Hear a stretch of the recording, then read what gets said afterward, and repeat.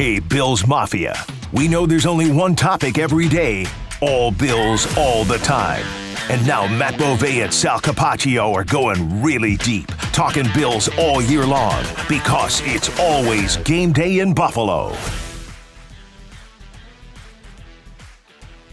All right, here we are. We've made it. AFC Divisional Round Playoffs. The Bills, the Chiefs, Patrick Mahomes' first ever road playoff game, Josh Allen and the way he's playing, and Sean McDermott and what happened a couple of years ago. So much is on the line in this game. Welcome in. It's always game day in Buffalo. Sal Capaccio, WGR Sports Radio 550. Matt Beauvais from Channel 7 WKBW TV in Buffalo. Matt, are you hyped yet, or is it percolating? Where are you in your stage of getting ready for this one? No, I'm definitely hyped, and I'm really trying to enjoy the week as much as possible because I know that even though this is work for both of us, it's really fun getting to cover these kind of events, these kind of moments. This is a really big game. This is the biggest game on the NFL schedule this weekend. It's Allen Mahomes again. The greatest sporting event I've ever attended was the 13-second game. So now I feel like, okay, you get to see the next chapter in whatever the story is down the road. So yeah, I'm excited, but I'm also super busy, but that's a good thing. I like how busy these game weeks are because there's so many different things that get thrown at you, but that's what you thrive for. That's what you love. So it's been a nice distraction as we've been snow blowing and shoveling all week. Yeah, the weather's been a big story, obviously, going back to last week, the game being postponed and then played on Monday. And then this week, and really it's a bit of a challenge for the Bills to get a full practice week in with the travel situation and with their injuries. That's a big, big story. So they're dealing with, logistics of practice scheduling, getting players to and from the stadium and the facility, not only for practice, but for rehab. And then they're dealing with who's going to be in, who's going to be out. The injury report is something we're all kind of watching this week. It looks like the Chiefs are pretty healthy, Matt. That is not the case with the Buffalo Bills. And that is something that could have a major impact on this game.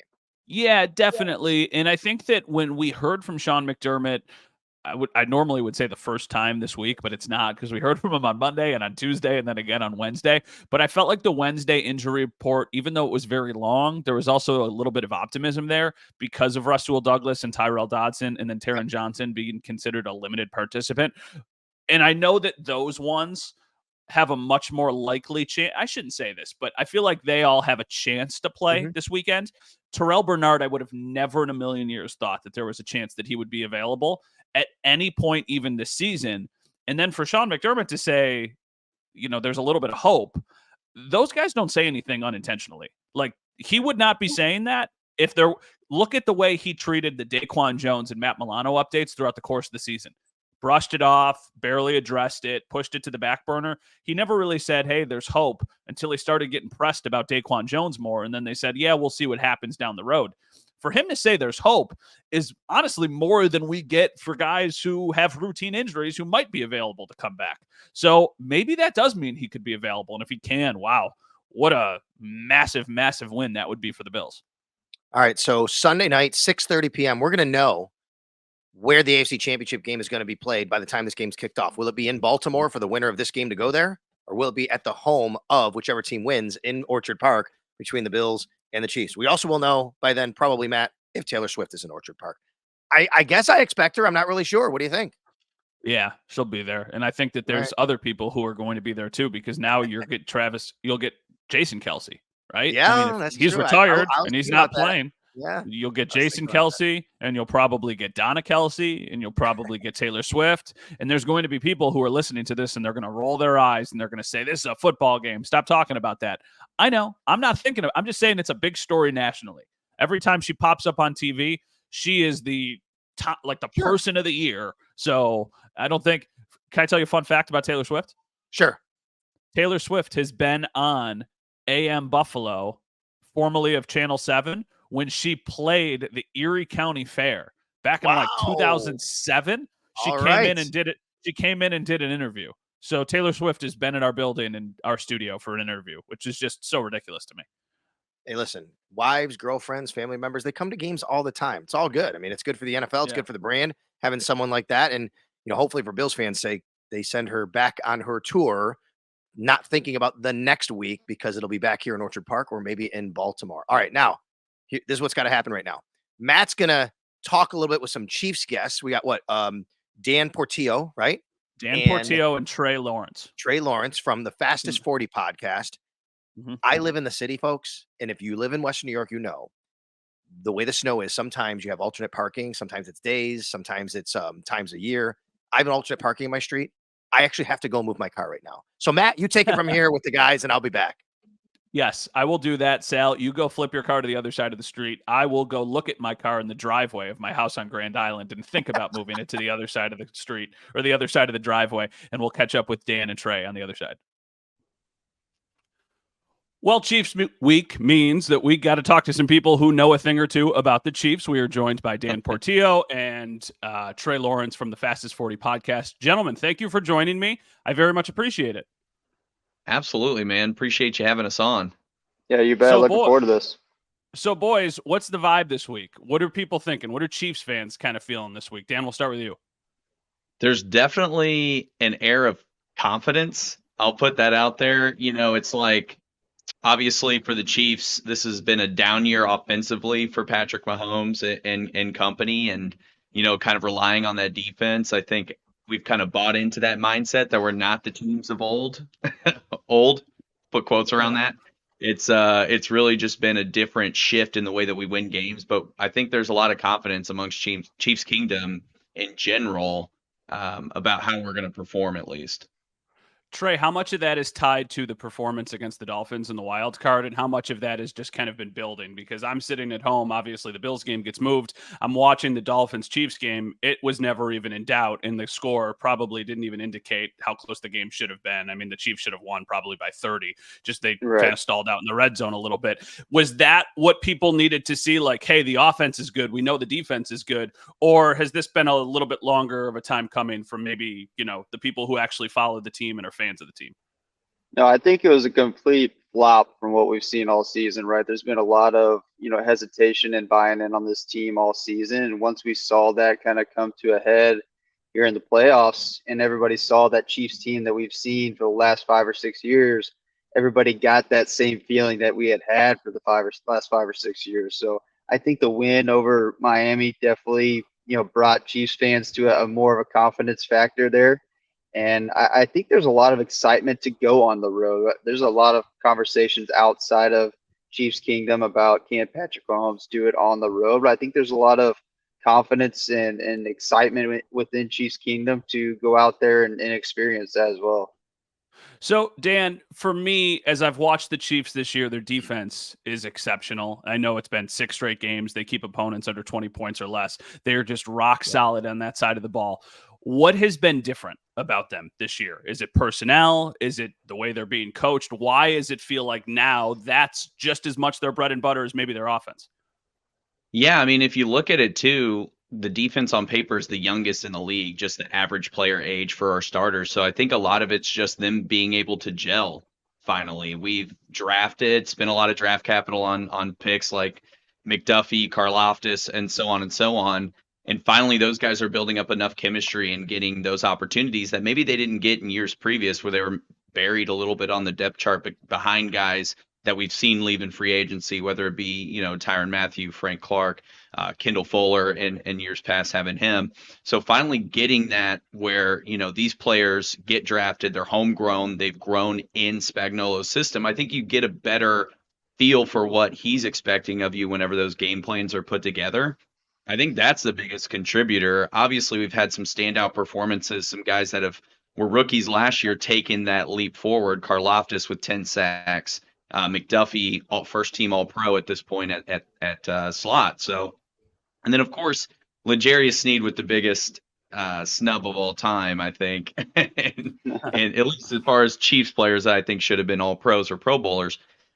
Just seeing those players in particular take the leap, a couple of savvy free agent signings definitely supplement that. But for me, I think it's just the fact that we've grown these players internally, and they've all kind of grown together. So that chemistry, that communication, that's just really pushing it a step forward. When you talk about McDuffie, I think Bills fans wince a little bit because a lot of Bills fans thought he was going to be a Bill, and then the Chiefs ultimately get him, and they panic, trade up, and get Elam, and their careers have gone very different ways since everything there has happened. Elam had a good play, though. he had a good play, but the context of before the play, he got called for a DPI, and then he got beat over the middle. And that kind of put him in. Listen, it was still a huge play. It still definitely mattered. Redemption, exactly. And funny enough, the last time the Bills played, well, not the last time, but last year when the Bills played the Chiefs at Arrowhead in the regular season, Elam had an interception against Mahomes in the red zone. So I don't know what it is, but maybe he just likes to play in these bigger games. I guess we shall see. Trey, Spags kind of put Joe Brady, the Bills' interim offensive coordinator, in his back pocket the last time they played, especially in the second half. The Bills' offense scored 14 in the first half, and then they scored just 6 in the second. Now, it turned out to be enough. But for you guys, how creative has he been to kind of get the most out of the personnel that they have? Because it feels like he's probably top tier when it comes to defensive coordinators. Yeah, for sure. And what he does specifically with the secondary in his blitz packages is, like you said, top tier. There's nobody really does it like him. And you don't really see a lot of guys in the league outside of the Chiefs that, the Jerry Sneed with several sacks this season, Trent McDuffie with several sacks this season, Brian Cook with several sacks this season. So, guys like that who typically don't have those, pressures on the quarterback throughout the season, Spags is able to dial that up and create that. But he also does a phenomenal job with just the front four and be able to create pressure with just the front four.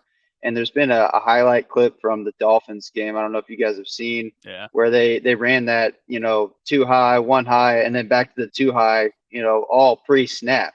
And so I think things like that have done a great job, especially against guys like Tua who don't necessarily have that playoff experience, and you get that next level experience there, next level challenge with coverages like that and pre-snap coverages like that. All right, Sal is back from switching his car because alternate street parking after a blizzard is not necessarily ideal. So, Sal, one question I want to ask them before we kind of get to the offense is, Dan, are there any weaknesses? We've talked about how great the Chiefs' defense is. Where can they be exploited? Where could there be an area where the Bills maybe have an advantage?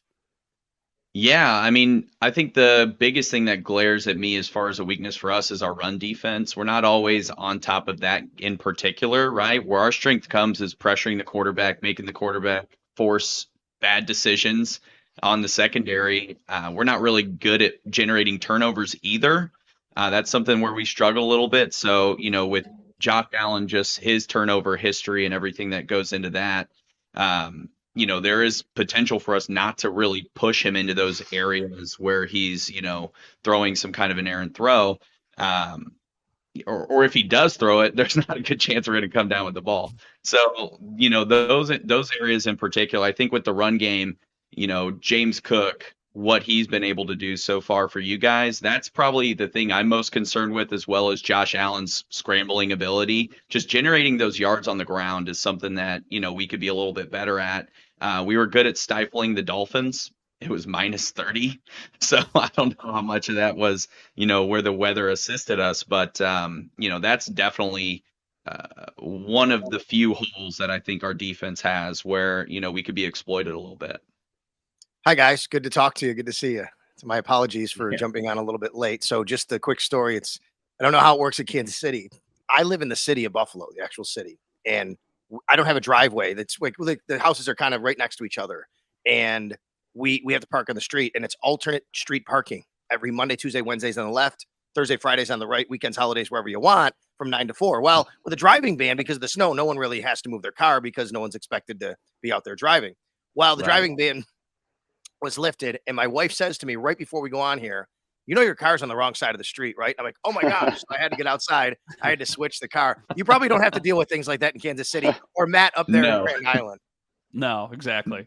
That is a problem, I think, unique to Buffalo and some other bigger cities with snow.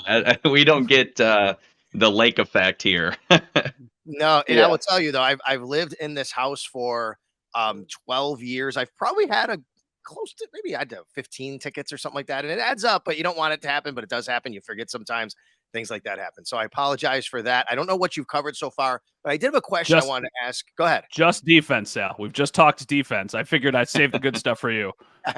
Oh, Chiefs defense. Well, I do have one question on the Chiefs defense. When I think of Steve Spagnuolo this year, I do think of a lot of blitzing. And has that been his calling card? Because, that is also a way that teams have gotten to Josh a little bit towards the end of the year, especially New England bringing some pressure. Miami tried a little bit, not quite as successful. They had to manufacture that. But is that what really the calling card has been, is go after the quarterback with some blitzes?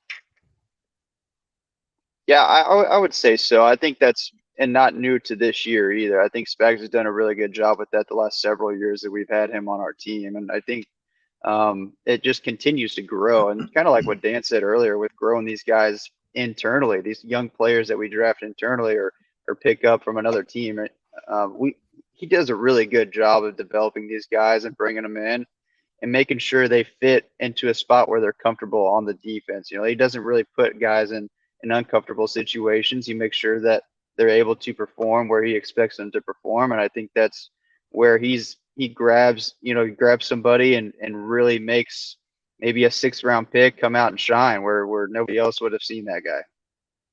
All right, Trey, great. thank you very much. I really Trey's appreciate you joining us. I know you got to go. We'll keep Dan for a little bit longer, but enjoy the game this weekend, and thank you.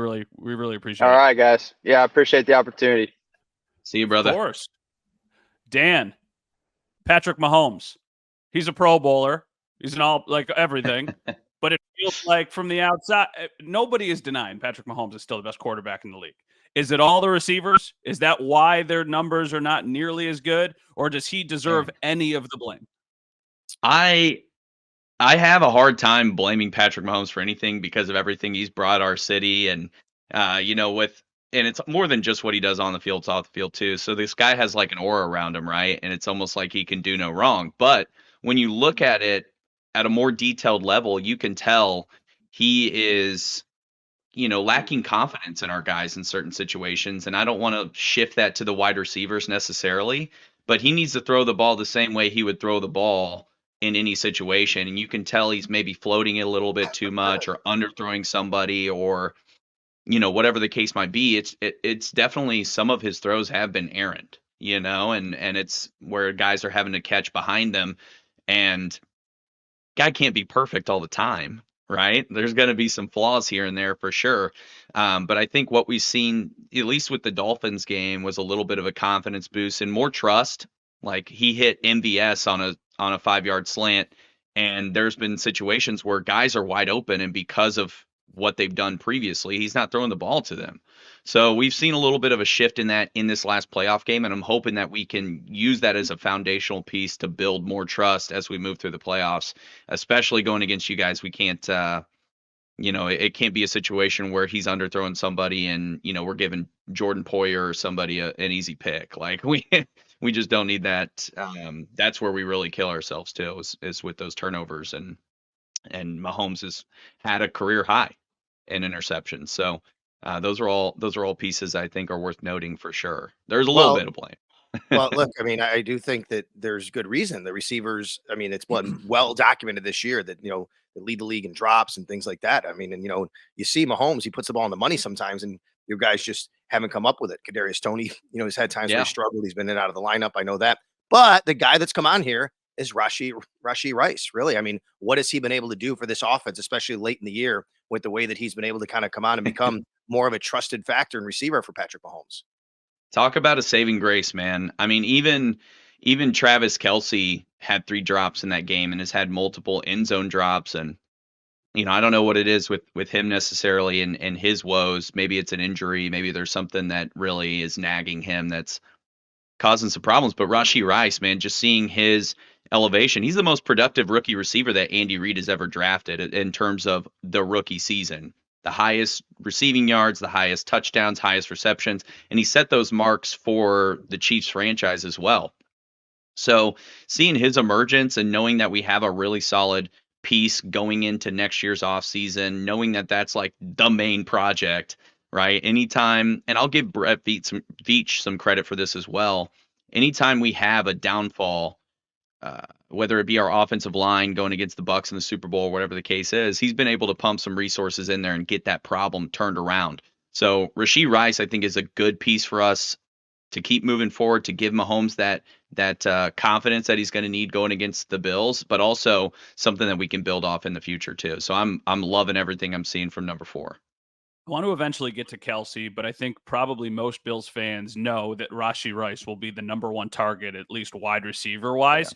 Who else, though, do Bills fans need to be concerned with? Because I know Sky Moore's window has been activated, but I have no idea if he's going to play. I know they all know about Kadarius Toney, but he wasn't even active last week. I think Justin Yeah. Ross has been banged up, so I don't think he's really an option. And MVS is the guy that at least most fans probably outside of Kansas City immediately go, oh, he's the dude that dropped that really big pass that he probably should have made.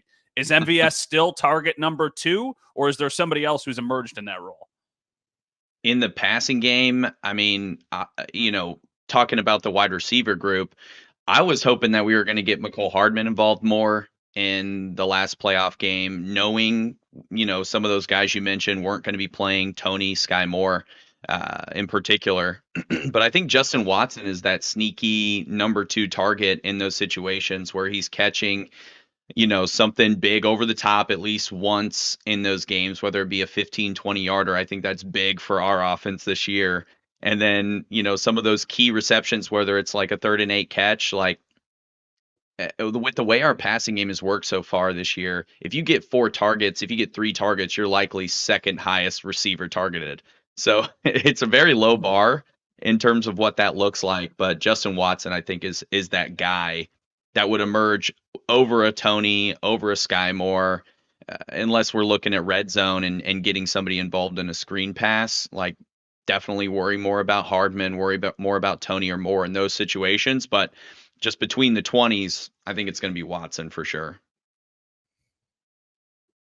Oh, Sal, your mic is muted. That being said, Andy Reid has never met a screen pass he didn't like, right? I mean, he could throw Right. screen passes all day. They like to get traditionally the running backs involved in that regard as well, especially when Mhm. McKinnon was available and playing.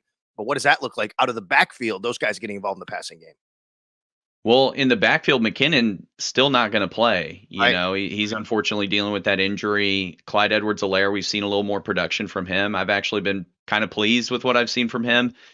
But Pacheco obviously wasn't active for that game last time we met up with you in the regular season. So, with the passing game in particular, he's going to catch maybe 1 or 2 screens at most in a game, but we typically do not run that part of the offense through him. We're giving him those ground and pound yards and letting him earn the hard ones. Um, for the running backs in particular, I don't know how much that they're going to get them involved in the passing game, in the screen game. If it is, I think it's definitely more of a Clyde Edwards-Helaire situation where they're putting him out in open space as opposed to Pacheco. Pacheco, I love the guy, right? He runs hard. He's very physical. But once he catches the pass, I feel like there's a rev up to get him actually going where it's like you're winding a toy and then it's like, okay, now we're going to go. And so for him, I just don't know if scheming up a plan for him that starts 3, 4, 5 yards behind the line of scrimmage is really a good call. Is And Travis I'm sure he Kelce probably feels that way too. I know he is still their number 1 target, and I know that probably until he doesn't play football anymore, he will be the number 1 target on that team. Is it concerning, the lack of productivity? Is it, I guess, how do Chiefs fans feel about it? Because I think going into all of these other playoff games that the Bills have played against the Chiefs, everybody always circles Kelce. Okay, if you stop Kelce, then we like our chances. But I don't know if necessarily people feel the same way right now. No, and I don't think Chiefs fans feel that way either.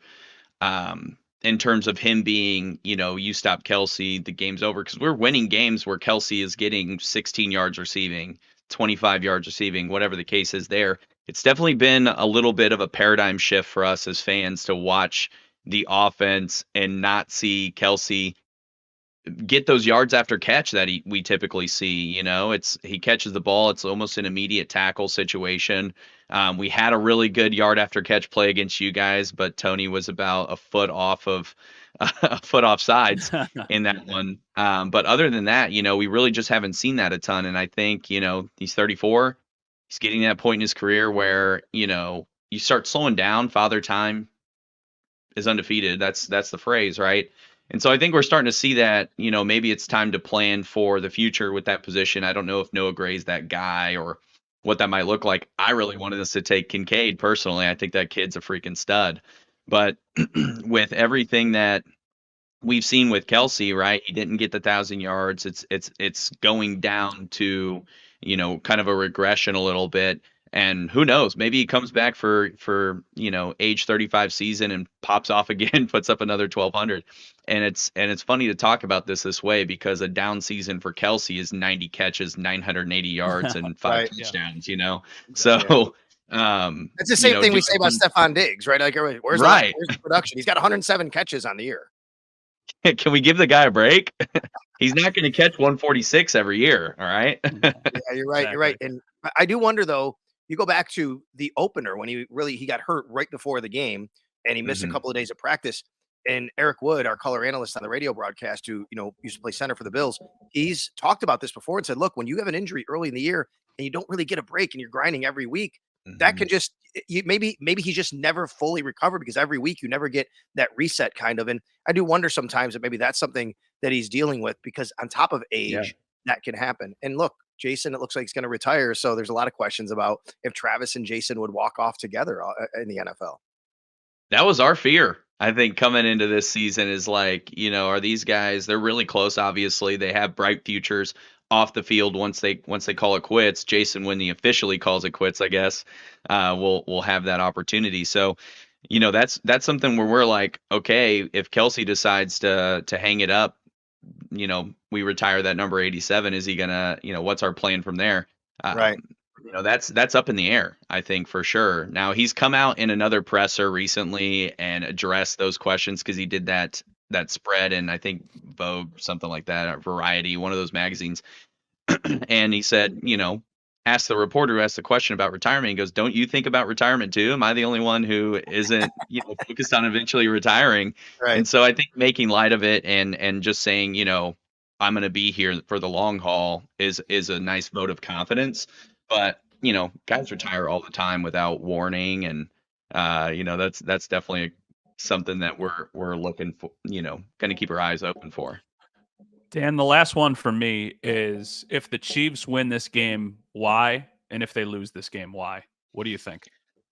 I love this question. This is what we do for every game we cover on the Fastest 40. So, if we end up winning, I think it's because we forced Josh Allen into a few turnovers. I think that's going to be the number one key to stopping you guys because, even the only reason the Dolphins had a chance against you guys in that last game of the regular season was because of those 3 early turnovers that they forced. Yep. And, if we're able to do that, then we can build on it in the next stage, which is just being disciplined and not getting those penalties in key situations. So if the Chiefs end up winning, it's because we didn't stall out a drive in the red zone because of a Jawan Taylor hold, or, we didn't falter on 3rd and 8 with some sort of a holding call and bring back that conversion. So I think being disciplined in that regard is a big piece. And then the third step is executing in the red zone. We left 12 points on the board against the Dolphins. In my mind, those 3 of those 4 field goals should have been touchdowns. So executing in those situations and getting those plays over the plane there in the end zone is going to be big. Now, if we end up losing, go ahead. No, you're good. Go ahead. I was going to ask you about you brought the tackles and Taylor, and I mean, I think that a lot of the talk this week has been those 2 tackles. Can they hold up, especially in an on the road situation where the environment's going to be much different than Arrowhead, obviously, where communication is going to be a little bit more challenging. Any concern on that front? Yeah, I mean, we've never played in Buffalo with Mahomes and that crew while fans have been in the stands, right? That's right. It was COVID. The stadium was totally empty. So it's going to be a new environment. And, these guys have played in a couple of hostile environments so far, right? Mahomes has played in Seattle at Lumen. And so just making sure that all of those guys are on the same page, Jawan Taylor being the key focus there because that guy jumps at home.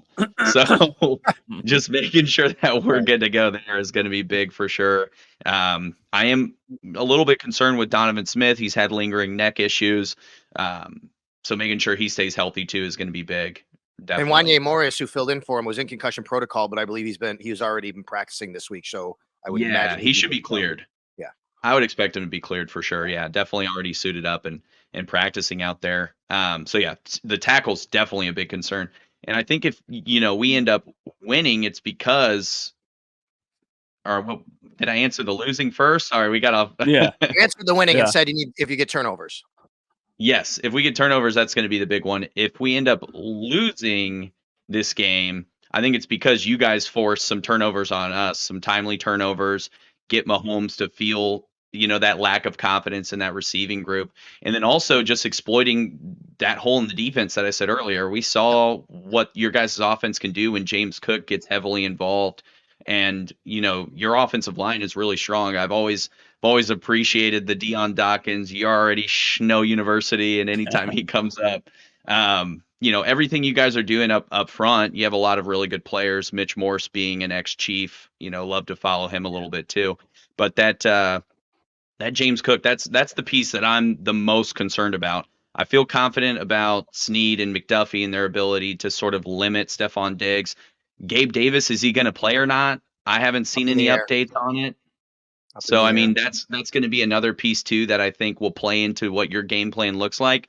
But if you guys are coming in, if what the Bills do, I feel like they're really good at exploiting those weaknesses in defenses, and I feel like the run game is going to be a big piece of your guys' puzzle this week. And if we end up allowing James Cook to pop off for 125, 150 yards, I wouldn't be surprised to see the score in your favor at the end of the game.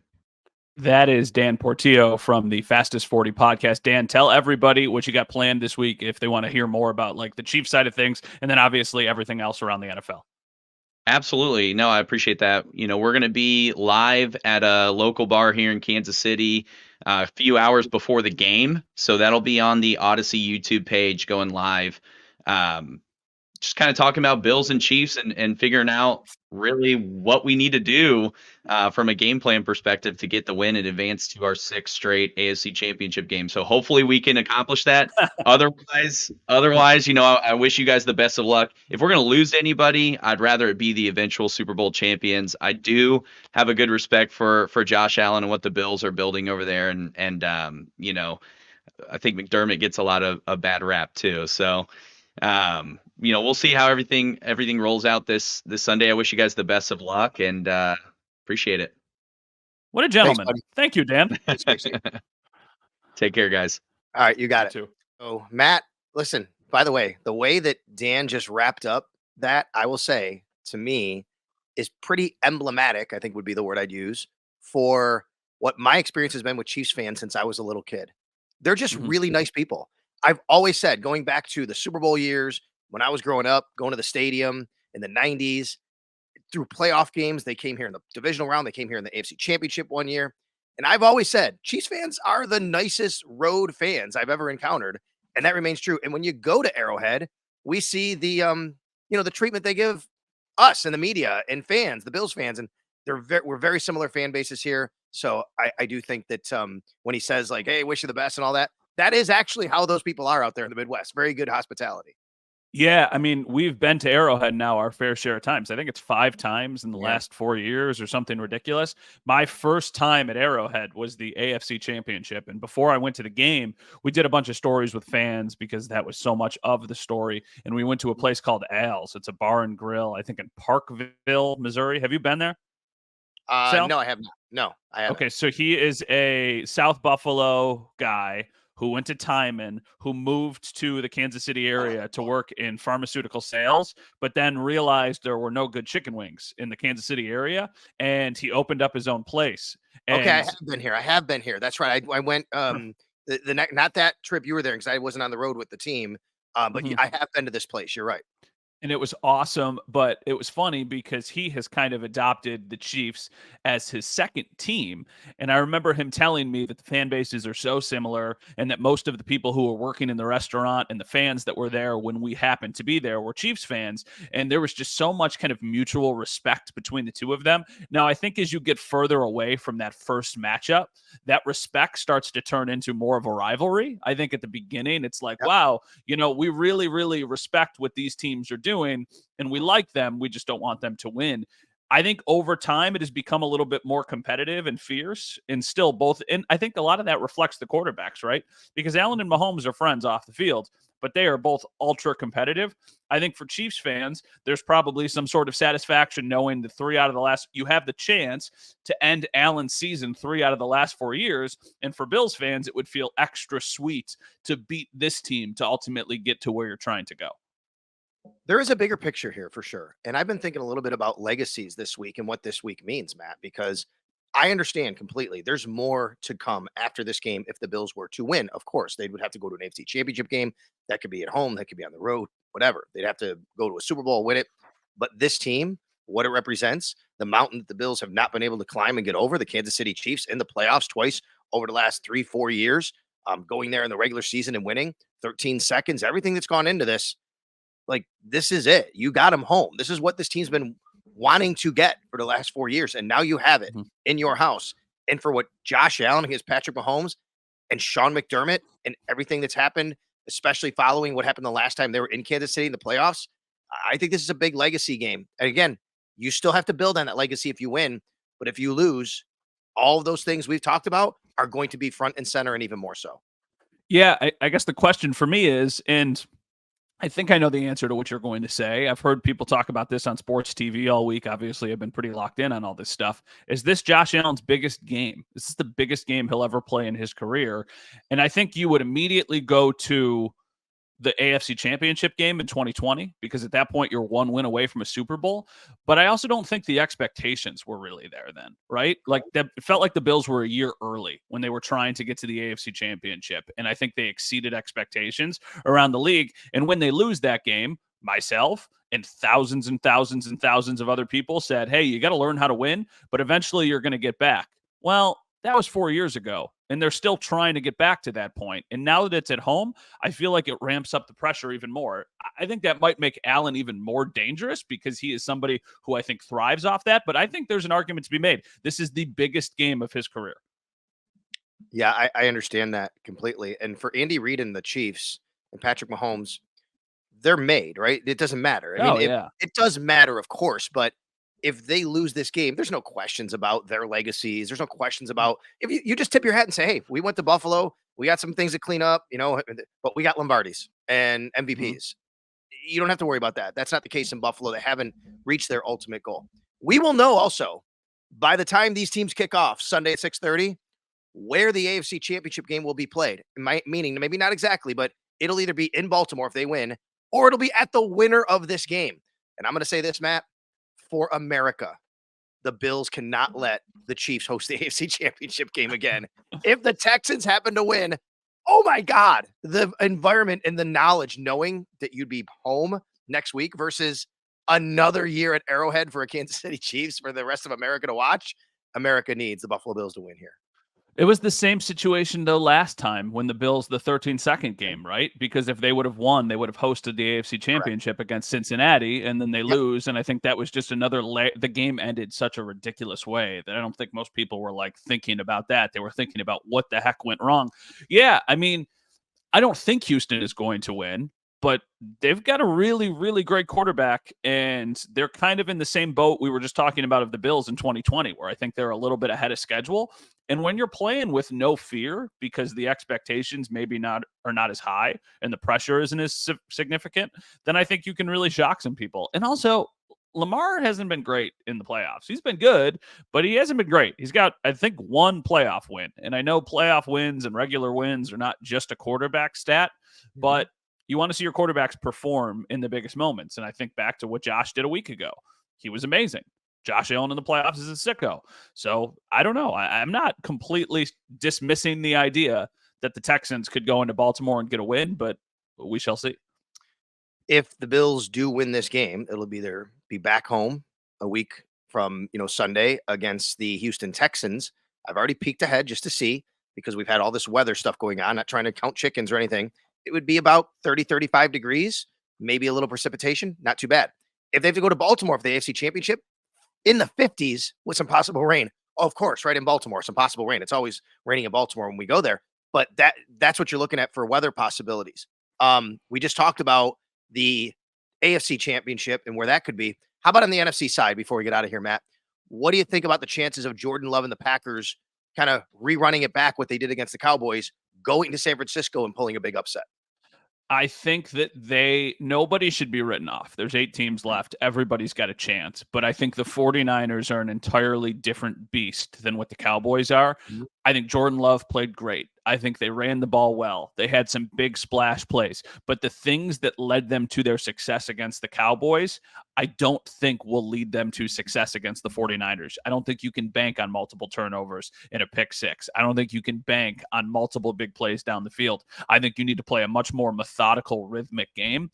And the 49ers, to me, on that side, are far and away the biggest threat. I think in the AFC, you can probably have the conversation. I know what I just said about Houston, but I think if you're a fan of an NFC team, you would be pretty scared of the Ravens, the Chiefs, and the Bills. In the NFC, I think the only real team that really kind of strikes fear in a potential opponent in the AFC is probably the 49ers. And then, of course, you have the final NFC game, which would be the game being played before the Bills play on Sunday, and that is the Detroit Lions hosting the Tampa Bay Buccaneers. I mean, wow, who would have thought we'd be at this matchup in the NFC Divisional Round Playoff? One of these teams is going to the NFC Championship game. How do you see that one? I know we cover teams and we don't root for teams, and that's the whole journal. Go Lions, right? I want to see the Lions win. I want to see the Lions in the NFC Championship. I want that city to see some success because it's such a similar fan base. And I think sometimes when you're from Buffalo, you like to see when those other similar fan bases and those other similar teams fail because it makes you feel a little bit better about your situation. But I like the Lions. I like Dan Campbell. I like the players they have. I love that their quarterback was somebody who was traded because they didn't think he could win the big game, and now he's in this position to potentially lead his team back to that. I just don't think the Bucs are that good. I think the Eagles fell apart hard, and I think the Lions should be able to win this game as well. I think I like the Lions in this game. Boy, it really, really felt for their fan base. It reminded me of the breaking the drought of 2017. Yes. You know? Yes. I mean, it was absolutely. really amazing. I talked, a good buddy of mine is TJ Reeves, Buccaneers sideline reporter, and I talked with him on Wednesday night, and he said 2 words to me. He said, "Sal, we're dangerous." That's what he said. We're dangerous. And they are. I mean, I think about Baker Mayfield saying, "I felt dangerous," right? A couple of years ago. They are dangerous. They can win that game. And he said it right, and I agree. The key would be surviving the first maybe quarter and the environment and the loud and the crowd. And if they can do that, they have a chance to pull it off. But I just think the Lions might have a little too much offensively firepower, but I could see that game going either way. I'll take the Lions because they are at home, and I will take the Niners. I think the story of Jordan Love and the Packers and what they've done is really great. The Packers will be a very, very trendy Super Bowl pick next year in the NFC. Yeah, I think so too. Because of their youth and because of Jordan Love. Because their quarterback, he's awesome. I think that and they're the youngest team. They're the youngest team in the playoffs since the merger or something like that. How, as we close this thing out, how you feeling about the matchup for the Bills? I know the injuries are something that are concerning, but do you feel good? Do you feel like it would be an upset? How you feeling? I was surprised they were favored when you and I talked the other night. But I understand, as we talk about it, and as the week goes on, I feel better. And it's not just about the injuries, a little bit of encouragement. It's just thinking about the environment, thinking about the Chiefs coming to Buffalo and what it means to have a louder crowd and a little bit more, maybe more scaled back what they can do offensively, how that'll help the Bills get their calls and checks versus when they're at Arrowhead. So I'm feeling better about it. Before we head out of here, though, I do want to mention the injuries because we're talking here on a Thursday. We'll get more of a report on Thursday afternoon after the Bills have a practice. They have a lengthy injury report. 6 guys with injuries did not practice. But I think that the two everybody's kind of really monitoring. Terrell Bernard, I was stunned when Sean McDermott said on Wednesday there's hope. Now, I don't know what kind of hope that is, Matt. Is that flickering candle in the wind hope? Or is that, hey, it's way better than we thought, and we might have him. I'm not sure. And the other one is Sam Martin, and that is a tricky situation because they had to sign Matt Hawk to the practice squad. And if they elevate Matt Hawk because Sam Martin can't go, then you can't elevate one of either wide receiver or linebacker. And with Gabe Davis's injury, you got to have another receiver available. You can't go in with 4 healthy receivers. And if Terrell Bernard can't go, you got to elevate AJ Klein. So this is a tough situation for them.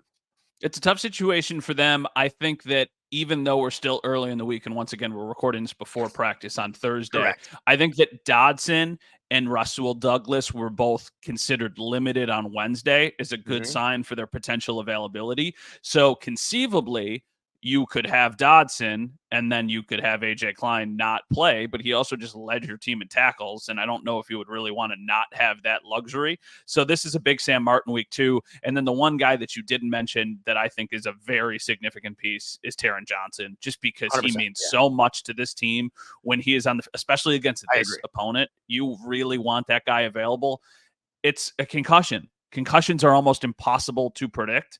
I think the glimmering hope is because he was a limited participant on Wednesday, that they'll hope that he could be able to clear by Sunday. But at the same time, I believe it's the second concussion protocol stint for him this season. And usually that means the recovery is a little bit longer and it's a little bit harder to clear the protocol. So we shall see. And without him, that would be a massive, massive loss. 100%. And I agree with you. Limited on Wednesday and an estimated practice report because it was a walkthrough. But that's a really encouraging sign. It's only 6 days from the game. Yeah. But let's remember, Ty Johnson cleared in 5 days the week before. He was cleared on Friday after being concussion protocol on Sunday night. So I agree with you 100%. That would be a massive, massive loss if they don't have Taron Johnson. As far as the linebackers, the key here might be Balen Spector. Because even if Tyrell Dodson can go, if Terrell Bernard can't, then you're looking at can Baylor Spector go? And Balen Spector can't, you're still turning to AJ Klein. And there's an elevation. So again, numbers, we'll see what happens. The Bills did wind up releasing Leonard Fournette from the practice squad. Matt Hawk now is on the practice squad. He'll get the reps this week. I'm sure punting, holding, it's very important. We'll see where it goes for everything there. So yeah, it's going to be a really interesting week leading up as far as the injuries are concerned. And there also might be, Sean McDermott, a little bit of, I'm not going to reveal much to not give away, who's going to be out there so the Chiefs can game plan as much, against the Buffalo Bills. That could be part of it as well. All right, let's, I'll let you kind of head us out because thank you. I appreciate you taking the reins here while I had to move my car earlier. No, I'm glad that I could do it. I really appreciate Dan and Trey joining us. I will say, so Trey's last name is Lawrence, and every time I wanted to say something about Trey Lawrence, I thought Trevor in my head. Yeah. So if I messed that up at any point, I'm sorry, Trey. I think it's just muscle memory at this point. I am super excited about this week. I know we're getting closer to the game. I think this is going to be an unbelievable atmosphere. I think it's so cool that Mahomes' first road playoff game is in Orchard Park. I think that that's just like a beautiful layer to this story that has become a rivalry. I think that, it would be a really demoralizing loss for the Bills if they're not able to win, but I really like their chances. Everybody immediately after the first AFC Championship started comparing the rivalry to Brady and Manning. And Brady won a lot of those matchups, but eventually Manning got his. So maybe this is what Allen needs. Maybe this is the time that he starts to get the wins and we can kind of see a new era in the rivalry. It's their 7th game against each other. They're 3-3 in the first 6 that they've played. We'll see who gets the tiebreaker, obviously, in the playoffs. But we got plenty more coverage on Channel 7 this week and, of course, on WGR 550 as we get you ready for kickoff with the Bills, the Chiefs, the divisional round Sunday at 6:30. For Sal Capaccio, I'm Matt Bove. Thanks for listening.